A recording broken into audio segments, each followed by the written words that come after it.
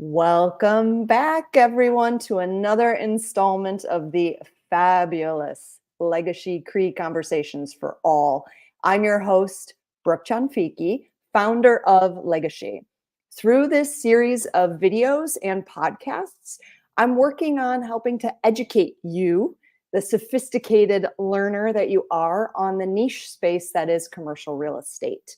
You can learn a lot more about what it is that LegaSHE does on our website, LegaSHE.com, spelled like LegaSHE, like legacy, but LegaSHE. So feel free to pop on over and check us out. There's a lot of free resources there. I define, before we get started, commercial real estate in 3 different verticals. Actually, I'm going to add a 4th today. Typically, I think we should talk about it in 4 verticals. So we talk about the folks who own properties. We talk about matchmakers or brokers. We talk about capital providers, of which Chris is one. And then we talk about the service providers. It's everybody else who's involved in the birth of a building and then the maintenance of a building. So with that backdrop, you can see we could cover a ton of ground here, but we like to zoom in on spaces where individuals are experts, which is why Christine joins me today. And she basically she's a leader extraordinaire. Let me start there. I've known Chris. I have the beautiful privilege of knowing Christine for years. Chris and I have built business together. Chris and I have been on a board together. Chris and I are friends.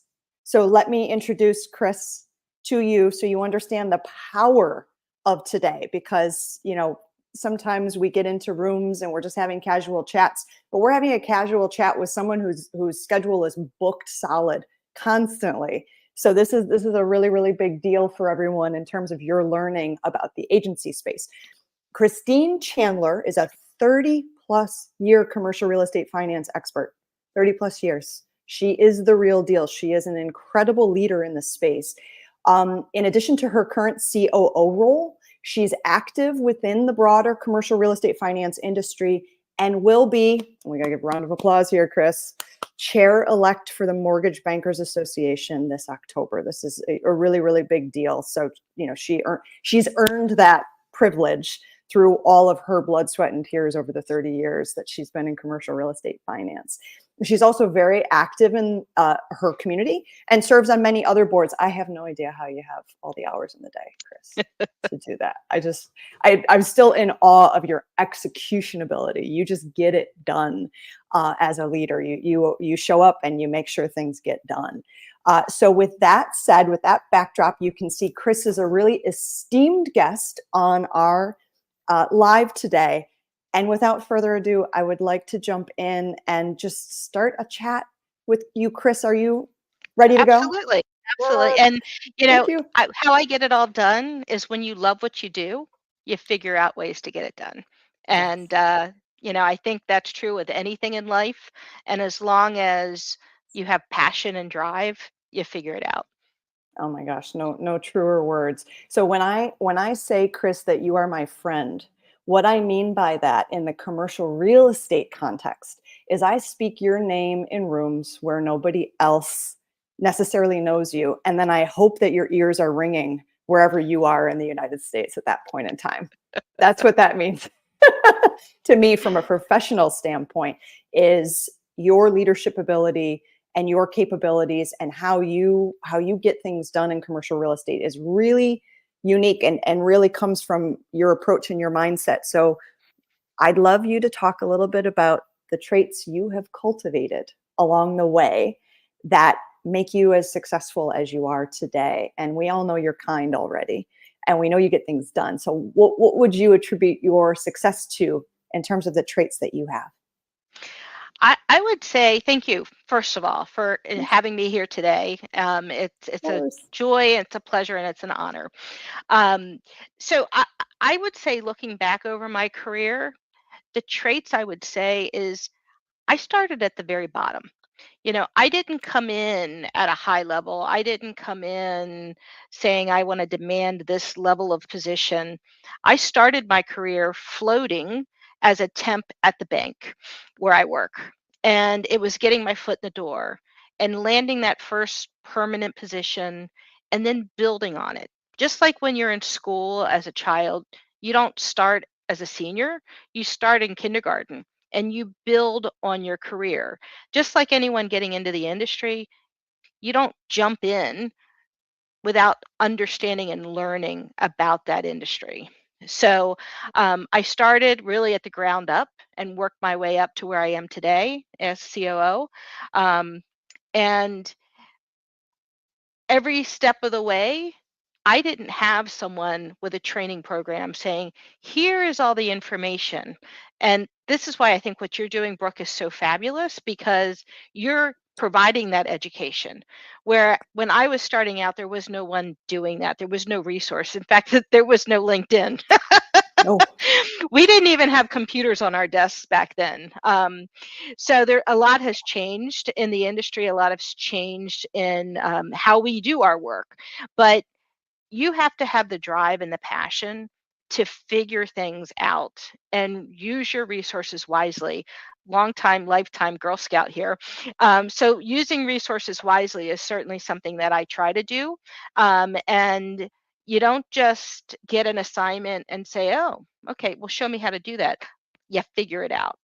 And the more you learn to figure things out, the better you can be. The other thing I'd say is over my tenure of 30 years, I've learned to take a pause and not necessarily react.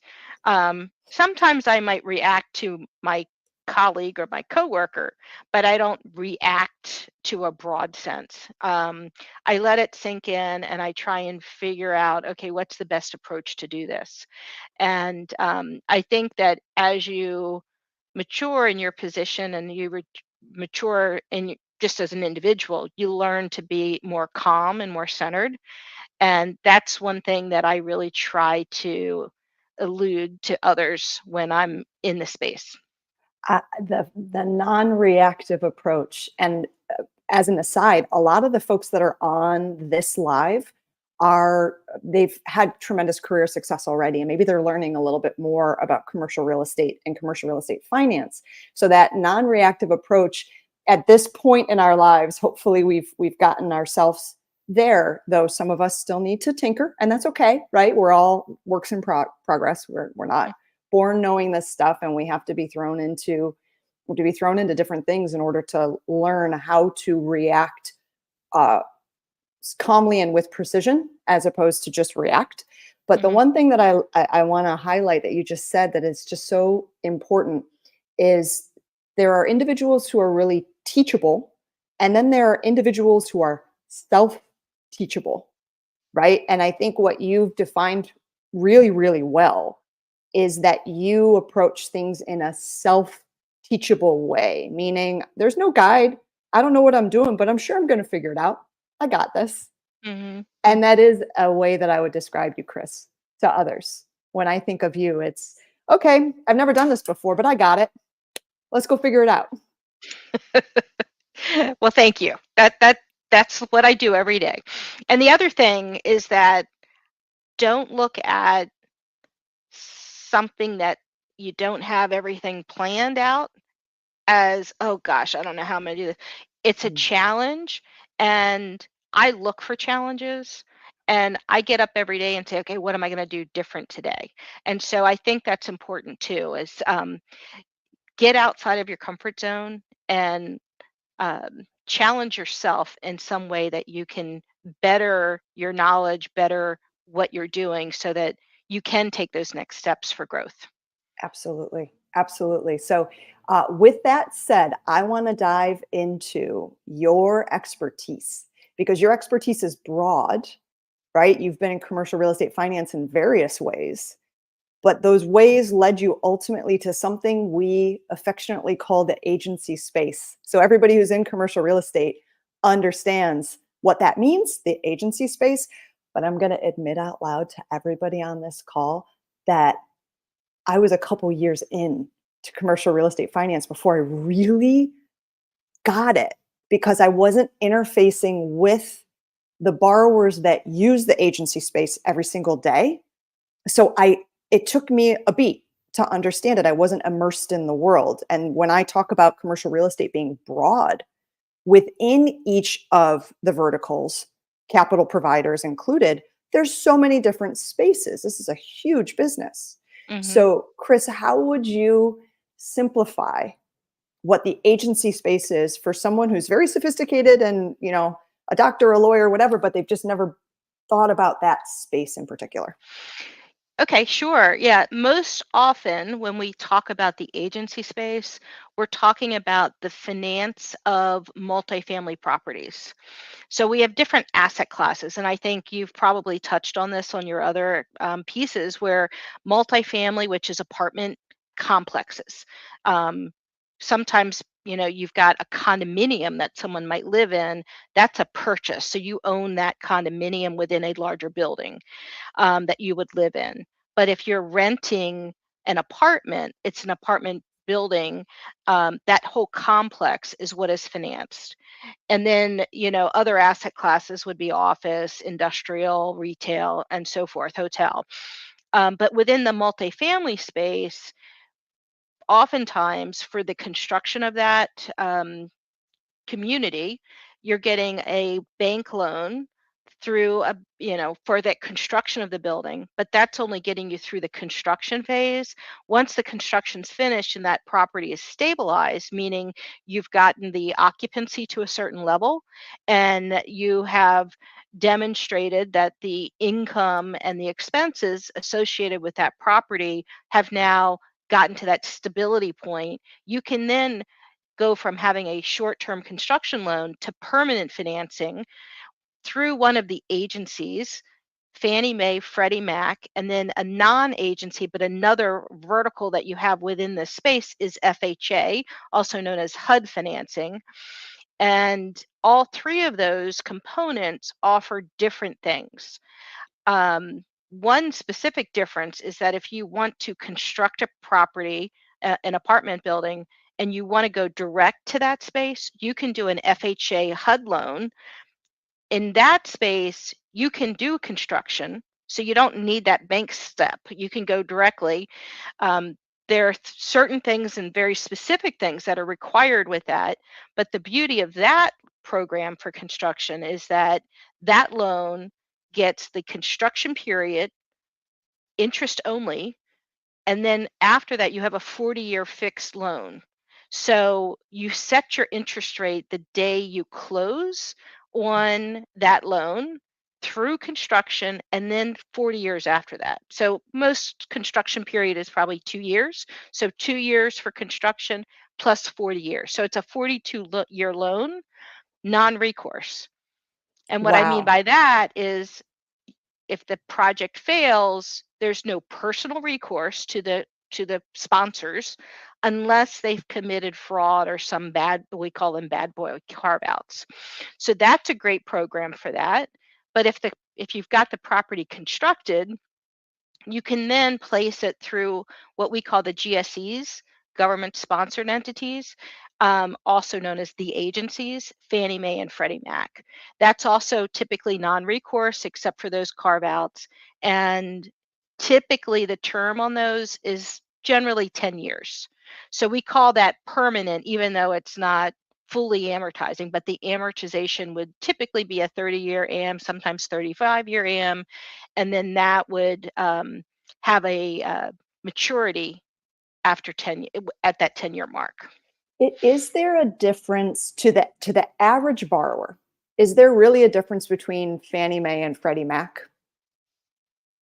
To the borrower, probably not. To the lender, there is, but to the borrower, um, the primary difference is that in both of them, you can't make any changes because in both cases, those loans are being securitized. So Mm-hmm. once they're securitized, you can't then say, oh, and even in the HUD space, those get securitized as well. You can't just automatically change your ownership structure. You have to follow your loan documents very clearly. So, my advice is if you get into a transaction financing through these vehicles, you need to make sure you understand your loan documents before you close, Mm-hmm. because once you've closed, you're locked in. Versus if you go to a bank, you may have a little more flexibility because those loans are not securitized. Those are held on the balance sheet of the bank versus they're now in a public securitization. And when someone purchases that security interest, they're assuming that that transaction is stable and it's following a set program. Who are the typical individuals that show up in your space, right? So imagine you're watching this and someone is saying, "Oh, I own a property, or I'm considering doing XYZ and acquiring a property," right? Who would be the right candidate that shows up for you? What are some of the characteristics that you think of in the building that they have that make it make sense for a very structured program like one of the agencies has? Typically, I would say that the individual or the group, we always lend to single purpose entities. Mhm, We don't lend to mhm, individuals. That's one thing. So you mhm, have to create an entity that we would lend to. We also require key principles. So there has to be someone that has the decision making ability and that has the equity that they're bringing to, because it's not 100% financing. You've got to have money to put down on it, because you've got to have, as we say, skin in the game. And each of the programs are a little bit different. And within the programs, you would work with your lender to find out, okay, do you want to have um, you know 80% loan to value, 70% loan to value, the different we call LTV, and the different debt service coverage. And that would be, you know, the money that you have after you've paid your expenses that you earn on this property against whatever that debt service is. That would be your coverage. Um, that would be what we would tier different program requirements for, which would set your pricing and set you to what your ultimate interest rate would be. But I would say that number one, you've got to have experience. mhm, Typically with these programs, you can't just be a first time, you know, person getting into the industry. You have to at least have some experience or partner with someone that has experience. Oftentimes, if someone wants to be an owner, but they don't have experience managing that property, we might say, okay, we can do this with this owner, but they have to have experienced third party management mhm. that is not them trying to manage it. For the first Another time. thing, yeah, Mhm, another thing that I think that I look for is, where are they located in relation to where the property is? Because if the property is at least in the area where they are, there's oversight, they're going to be checking on it, versus a property being on a totally different market. So most of their assets might be in one MSA, which is, the CBD, whatever you want to call it. Um, but then they get one property that's in a totally different part of the country. To me, that's a little red flag, where I want to have a little more understanding of why they're going to a different location. I love that you use the term red flag. So I want to share, if you don't mind, Christine's background. You have played many different roles, right? And you're learning of commercial real estate, thrown yourself into all these different roles. And one of the roles that you played, and I think still do to a certain extent, is a role where you're helping with credit and Mm-hmm. structuring and understanding what red flags might exist for a specific property, borrower, project. Mm-hmm. And so you're going to hear that terminology. I'm saying this out loud for anyone who's on the line who isn't as familiar with commercial real estate. We often, when we're talking about credit or lending, we're talking about how could things go wrong. And no one likes to wake up in the morning, right, and say, "Let me think of all the different ways things can go wrong." That's not our goal for the day. But part of the one of the hats that you've had to wear, because that is a big responsibility, is making sure that when you put money out to someone, any type of money you put out, the money comes back, right? Mm-hmm. Mm-hmm. Exactly. We So don't want to go not ahead. get the money repaid. Yes.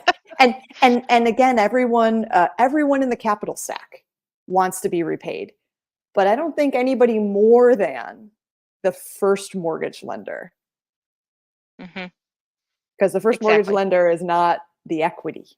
Hmm. So we talk red flags, we talk about conditions, controls, covenants, guarantors. Sometimes you'll hear these different terms, and that the intention there is not to scare anybody away. The intention is how does this opportunity get structured appropriately for the specific characteristics and projection of that opportunity? How do we make sure that the money flows back to the person who gave it and at one of the best rates? Because the best collateral position gets you the best rate, right? Mm-hmm. Mm-hmm. Yep. So, Chris, talk to us as well a little bit about what brought you into commercial real estate 30 years ago. How did that come about? Because I think, especially for a lot of folks logging in, they're seeing two women Mm-hmm. who are leaders in this field. You don't often see two of us sitting on a call talking about our commercial real estate experience. There's two of us here. How did you end up coming into the space? Sure. Yeah, most people don't, when their children lay and say, "Oh, I think I want to get into the commercial real estate finance Not at all. world." Um, so when I got my first opportunity within the bank, as I mentioned before, I floated a lot for about 3 months. And my father-in-law and my mother-in-law both were in residential real estate. Both had retired from that, but my father-in-law was still in commercial real estate. So he owned a couple of warehouses, he Mm. owned some retail space, but it was primarily like the industrial warehouse and some office space. And sitting around the table, you'd hear them talk about it. And then for a while, I had my residential real estate license, but I was young, early 20s, and you know, who wants to talk with someone that young about a real estate transaction when I didn't really have the experience? So that's the experience part that I'm talking about. So when I was looking at roles to look for a permanent home, and I saw real estate, commercial real estate specifically, I talked to my father-in-law and I talked to my mentor. The woman that got me my interview at the bank is still a very good friend of mine. She is someone that was my father-in-law's personal banker. Oh, wow. She was building a house and she had asked my father-in-law to build it, and he didn't have time, so my husband actually built it. And before I got the job at the bank, I was helping my husband. So, you know, here I am having delivered a baby and I'm on the phone talking about, when are you going to be here to paint the house I love with the it. contractors. So I had that background of construction, and both my mentor and my father-in-law said commercial real estate is really a great space to get into if you can make the entry. So I took it. And then when I was asked within the bank to go into the multifamily space, uh, I also reached out to my mentor and I said, "So what do you think about this?" And she said, 100% go. That is definitely, and you think about it, there are basic needs that we all have. One is living, shelter, Yes. food, Yeah. all the different things that we need to live, and shelter is one. You need to have a roof over your head. Um, Not everyone can afford to own a home. At different stages in life, you are renting. Hmm. And so multifamily and rental housing is something that was a very natural thing to think, okay, everyone needs a home. This is a way that I can help provide a home to people, but also get into an industry that is not going to die out. We're Yeah. always going to need housing. And so I did, and that got me in the door. And then, you know, again, talking about sponsors, how you mentioned it earlier, people that when you're not in the room, they speak about you. They say, "I think this is something that we could challenge Chris with. Let's see if she can handle this." That Yes. happened a lot. Thankfully, I had people on my side, and I was able to demonstrate the ability, like I said earlier, of investigating, figuring out, researching, and getting that answer. And so it all worked out. And then I got involved with, again, with the education side. I got involved with the Mortgage Bankers Association within my specialty. I spent a lot of time in the FHA space. So within that space, I was asked to be an educator with their program for training people that were getting into that certification program. So that was volunteer work that I did. And the more you do, the more they ask you to do. And lo and behold, then I got involved in what we call COMBOG, which is the Commercial Multifamily Board of Governors. I worked my way to being the chair of that. And then after that was over, I was asked to get on the ladder for the Mortgage Bankers Association, the overall chair ladder. And so now I am the vice chair. As I said, in October, I'll be the incoming chair. And then in 2025, October of 2025, I'll be the chair. And it's just another way to give back to this industry that's been so good to me. I am so happy for you. You deserve it, but I'm so happy for you because, and I don't know if everybody understands the context of the MBA on the call. So could you sort of help size it for everyone so that they understand the magnitude of what it is to be involved with the Mortgage Bankers Association in the United States? Sure. So it is an association that pulls together both the commercial, which we call COMBOG, and the residential, which we call RESBOG. So every time there is financing on a individual's home, that is what we call the residential space, the RESBOG space. That is a huge part of the Mortgage Bankers Association. So every bank, every mortgage broker, independent brokers, they all roll up to this. They look to this association for um, helping with regulatory items, helping with advocacy, Mhm. going to Capitol Hill. I've had the opportunity to meet with people at the White House and talk about the industry and talk about things that are going to help get the industry to advance, to be able to. And another area where I was very active is I was the first co-chair of the Residential Affordable Housing Council. So that is So, another thing where we are going to all of these different advocacy opportunities so that we can talk about things that are needed to make these programs yeah. better, so that at the end of the day we're not spinning our wheels, and we're hearing from the lender community, the people that finance. We're hearing from them what the needs are, and then we are taking those needs, putting them together in a priority order, if you will, and then taking those to the Hill. We're going to the Capitol. And I do that every year. I go. There's something called the National Advocacy Council Conference, and that happens every April, Mhm. May time period, and we actually go. In fact, here on my desk, I found I have copies of the guides to the Capitol building that I grabbed to share with my granddaughters, and I just came across it on my desk when I was here this morning. So things like that, and you get to meet with Congress people, with senators, and talk about the issues that will help advance housing. In addition to, I had the opportunity to go to um, the the Fed and talk with the chairman, Jay Powell. I got to speak with him and his folks that work around his table, and that was an experience talking to them about what multifamily needs, and it wasn't just residential. We talked about office space, we talked about industrial space, retail, and hotel, all of the different parts that make up our industry. We spoke and advocated for those needs to Chair Powell. Amazing, Christine. And so when I said up front, I have power on this call, I meant I have power on this call. I'm so thrilled that you can be here to just share a little bit of what you are up to, especially as it relates to MBA, because there's such strength in numbers.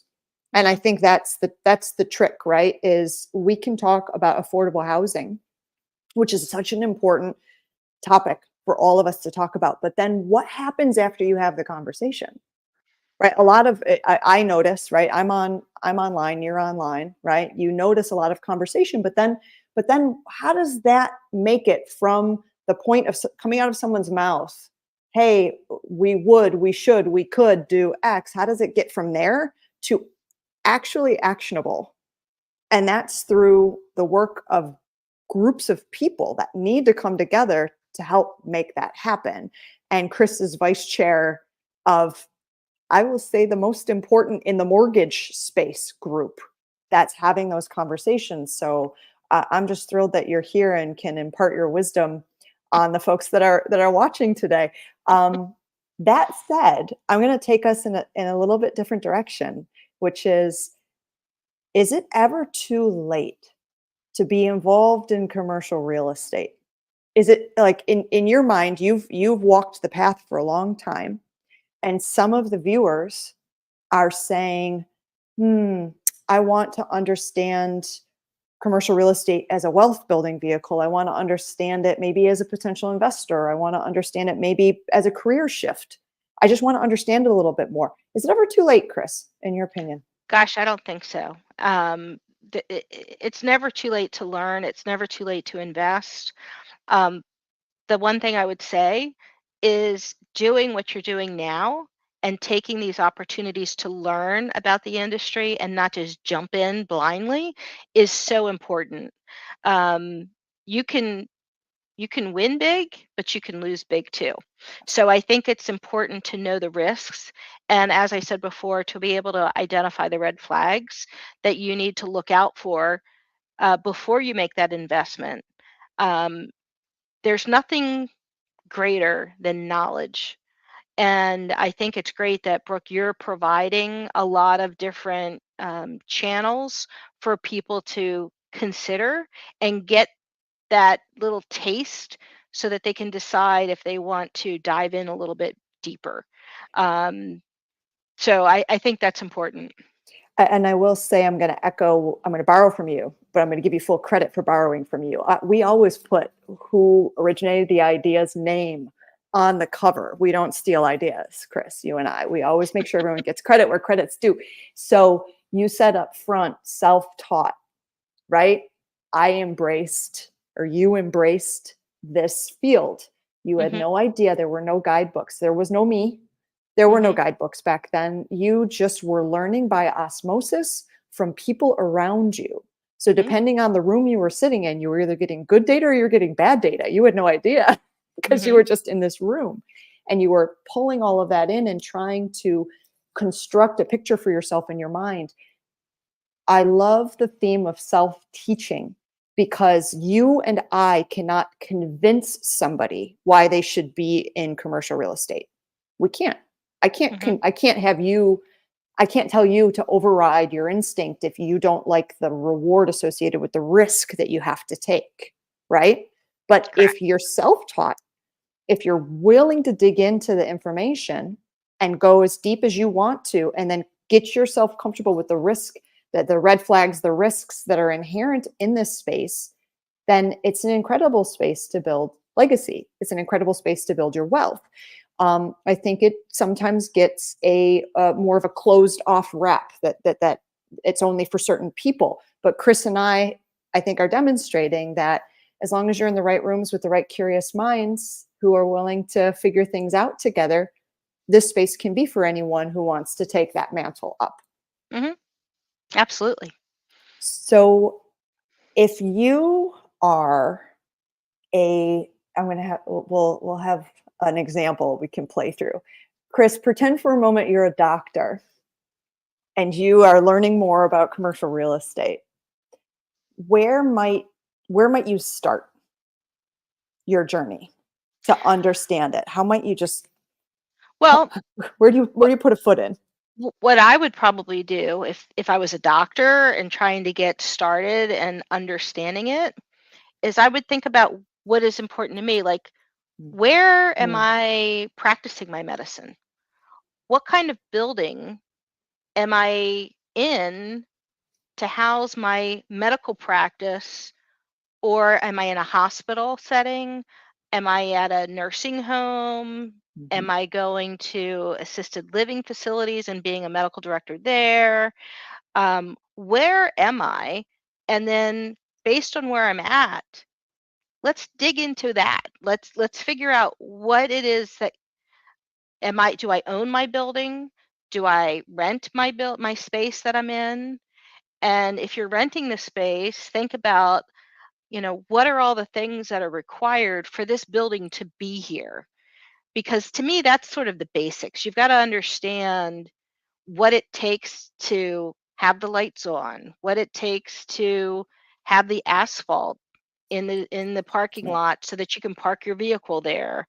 Um, you have restrooms in your building. What does it take to keep those restrooms together? Like, do you have to have supplies, soap and towels and toilet paper, like water?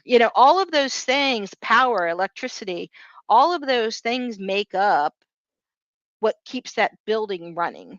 Also, we call it TI, tenant improvements. You could have a building that's just a blank shell, but you've got to fit it out so that it Mhm. works for you. Um, and so if I were a doctor and I'm thinking about getting started, to me, that's sort of the basics, understanding that. And then you can take that knowledge and apply it to another type of class. For instance, multifamily.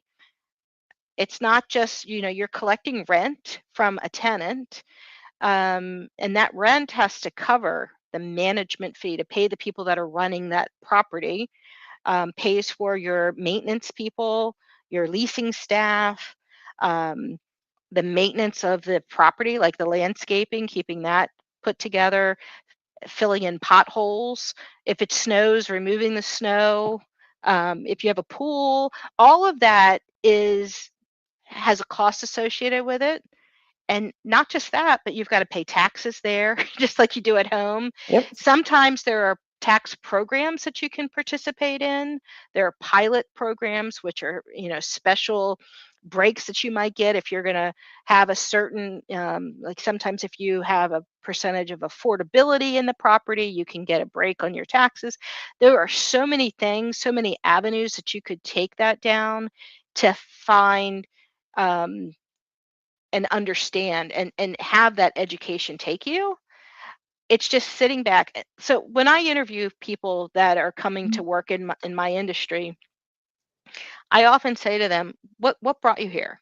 Like, Mhm. why are you here? It's a great question. And it's funny because sometimes I'll hear, oh, well, my father's in the industry and that's why I'm here. I'm like, okay. Or I don't know, I looked it up and it was seemed like a good job. Or, oh, I heard there's a lot of money in real estate. And I always listen to that, but I then will, like, if they're in my office, I'll point to a building outside of me and I say, well, what do you think of when you see that building across the street? And when I look at that building across the street, I look at that building and I think of that at one point that was dirt, you Yeah. know, Yeah. and someone had to have the vision to create the construction to build this property. And then once the property is built, how do you maintain it? And then, when I was a kid, we did here's the church, here's the steeple, open the door, see all the Yes. people. It's like, what are all the people doing inside? Yeah. And the people inside, they're providing services, they're providing jobs, they're providing um, the ability for, if it's a bank, doing financing, if it's a graphics artist company, they're doing marketing. So every place that you see has something that's happening that's helping to further what we do in our greater country, right? And Yes. so Yes. it all starts with you've got to have a place to do that work. Yes. And when you think of office space, people are talking about how office is dying, there's all this noise around office space. My my hope is that this experiment with working from home, and I am home today, it's Friday oftentimes, So am because I. I would be the only one at the office probably today. I'm yet generally in the office Monday through Thursday. But my hope that is this experiment is what I'm calling it, of this work from home, is going to run its course, and then people are going to realize we are better when we are in the space together. You learn from each other. You can bounce ideas. So much of our work day is caught up with a half-hour meeting here because someone needs to ask a question, and you don't Yeah, need a half hour. You could have done it in 5 minutes. So that is getting us on a totally different tangent, and I didn't mean to do that, but it's a good what I one. mean is that, you know, there's always a time and a place for everything, and you've got to look at that building across the street and think it's not just a building, it's a living building, right? It's providing something that is more than just the bricks or sticks that it is. I'm gonna share a secret for everybody who's on the call and you, Chris, which is I think we need a rebrand of CRE, commercial real estate, right? Because residential real estate is your home. It's typically your single family unit. It's you and your family, right? Today, in today's world, right? And 100 years ago it would have been different, but today, single family unit. I think we need to call CRE not commercial. I think we need to call it community real estate.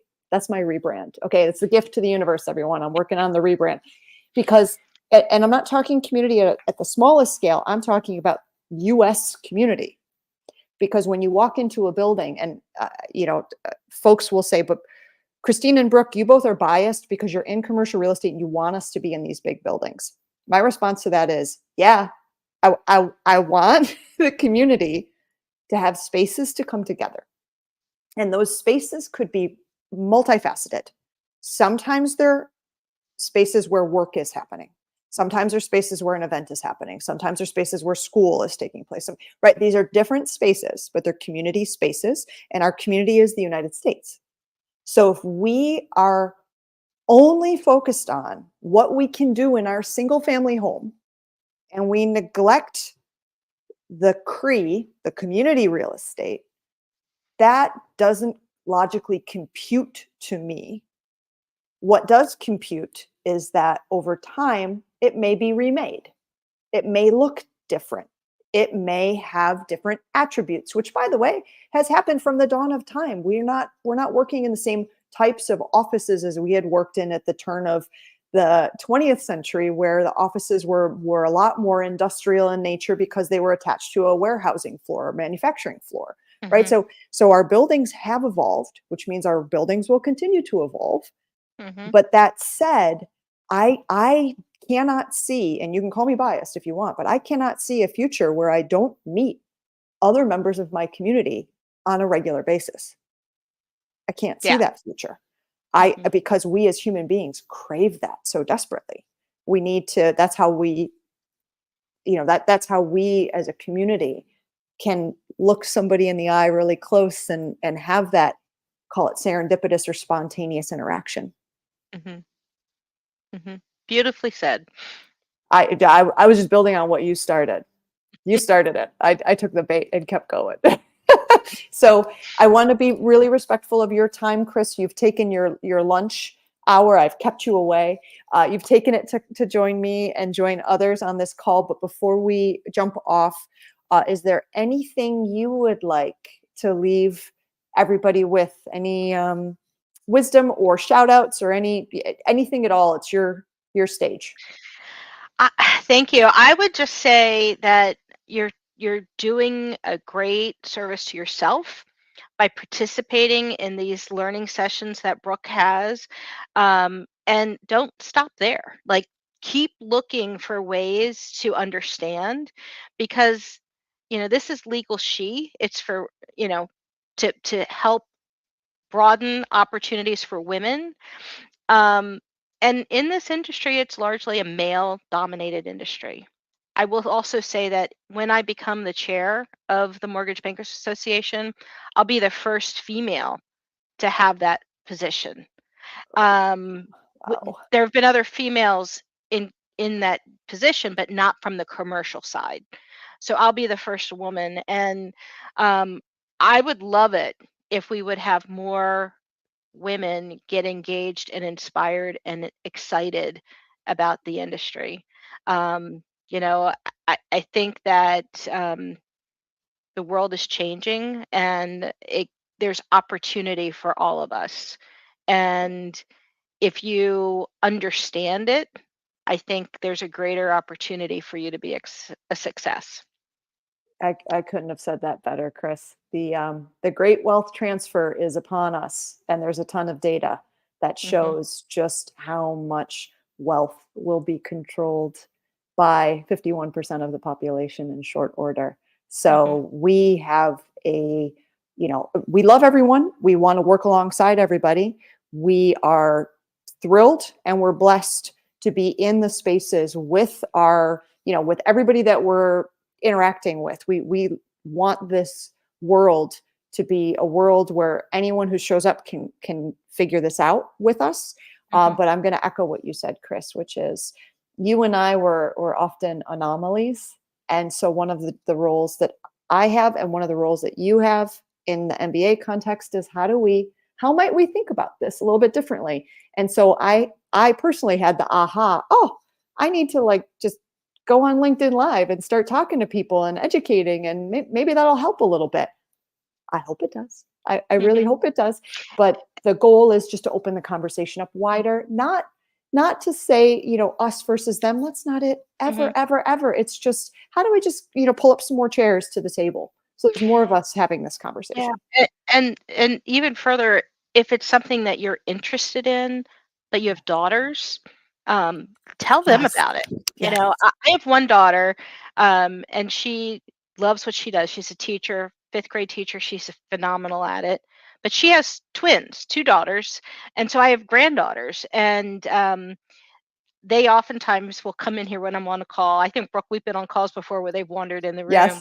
And they'll say, "What are you doing?" And I try to tell them about it because the world is open to them right now. So no one, when I was a child, was saying, "Hey, you should think about finance. Hey, you should think about real estate." Never. But I'm hoping that, for your daughter and for my granddaughters, we at least put the little thought in their minds to explore it. And hopefully there'll be more people that are floating that way in the future. I couldn't agree more, Chris. So thank you. Thank you so much for spending the time with us, with me and the internet today. You spent the time with me and the internet. And fun. And it is fun, right? It's a casual chat. It's perfectly imperfect, but we're here to do a service, which is come be a fly on a wall and listen to Chris and I chat about our worlds. And today it was about your world. And so thank you for letting us drive into your world and drive around with you a little bit. For anyone who's interested in following up, just reach out to me at LegaSHE.com, LegaSHE.com.